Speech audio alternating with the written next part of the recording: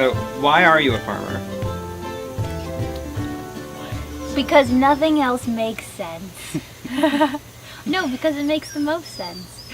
Because we're really inspired. I should speak for myself. I am really inspired by local food, local healthy food to our local healthy community, and I really love milking cows, and we've created a nice community here too.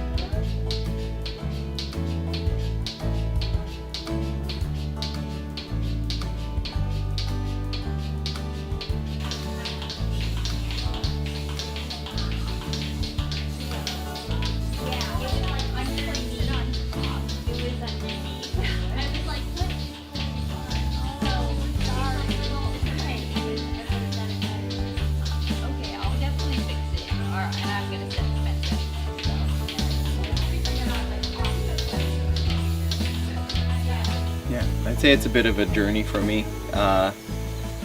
My parents are homesteaders, and I wasn't so much into what they were doing when I was growing up. I just wanted to skateboard and hang out with friends. But I became a vegetarian and a vegan throughout college, and then I got into politics, and I was into animal rights, human rights, and it was just like, how can this all come together? And then I saw what my parents were doing, and I was just like, oh, okay.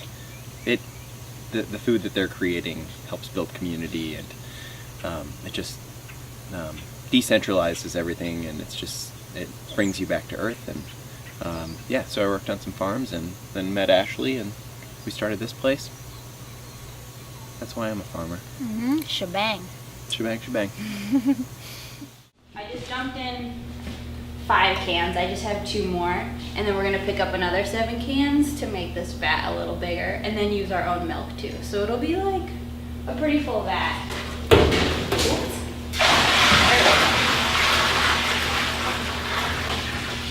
Man, I was sloppy on that one. And then all this is cheese that Hannah made yesterday. So I'm gonna take it out of these molds and bring it down to the cheese cave. Put it in a brine so you guys can go down. Do you want me to show you? This is to label which vat it is. It's little stainless numbers.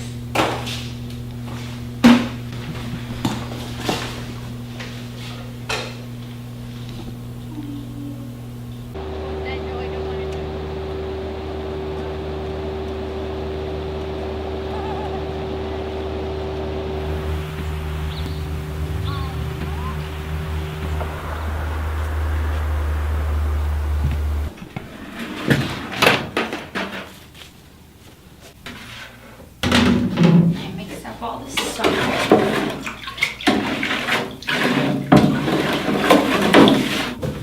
So they'll brine in here for a day and a half, and then they'll dry on those shelves for another couple days, maybe a couple weeks ideally. And then they go onto the wood to age for like 4 to 8 months is good for this kind of cheese. For the big wheels, we want ideally 8 to 12, but it's a little hard to keep cheese around for that long. And the wood that they age on is all locally milled and harvested white pine. So it infuses a really nice essence into the cheese. A friend visited the other day, and we were just walking through all of the things that we've changed to improve efficiencies, and it was just a lot of fun to sort of show off what we had done, even though oftentimes I'll look past a lot of those things in what we've done. So yeah, I mean, it's really, what am I most proud of? I don't know. That's a really hard question.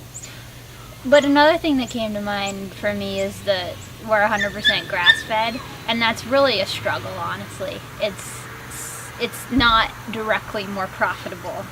It's directly less profitable than feeding grain, but we really believe in that, and even though it's hard to stick to it, it's really important to us still. One time the power went out and I thought all the fences would be off because the whole farm was out of power. And this one was not because it's solar powered. And I grabbed the fence and I was a little shocked. How do you fit into the local food system? We market our products direct and wholesale, so farmers markets. We started to wholesale to institutions, so schools and hospitals. We're reaching out to more and more small shops and restaurants. And then we're also sort of mentors to other startup farms, so that's part of the local food movement too. People call, and email about cow questions or dairy questions.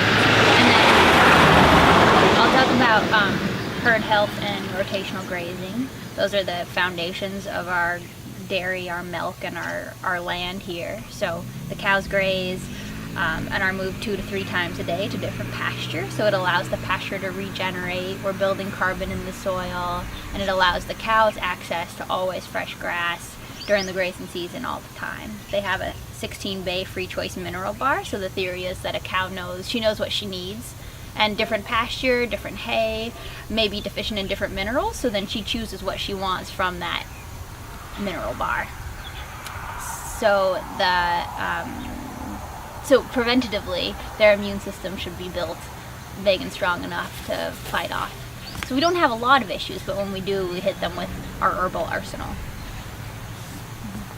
There's a program through Open Spaces Institute, which is a land conservancy, and there's a wealthy donor in Essex County who put forth a large sum of money to help young farmers get off the ground. So he worked with them to create a program where farmers like us could take advantage of a 5-year lease-to-own program where the land trust purchased the land that was for sale or farmland from the owner at fair market value and then leased it to the farmer, so us, for up to 5 years, where our lease payments went to the principal. And so if we chose to purchase it, we had the first right of refusal, and we are going to purchase it, and actually just completed the application with Farm Service Agency last winter. So we'll be buying this place, and in return the Land Conservancy puts an easement on the property, so it's forever agricultural.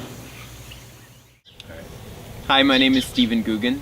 And I'm Ashley Clayhammer. And we're from the North Country Creamery in Keysville, New York. You can find our products, such as the Maple Coffee Yogurt, And our Camembert. at the North Country Food Co-op. Yum! Yeah. Like, you agree on my yum. Good.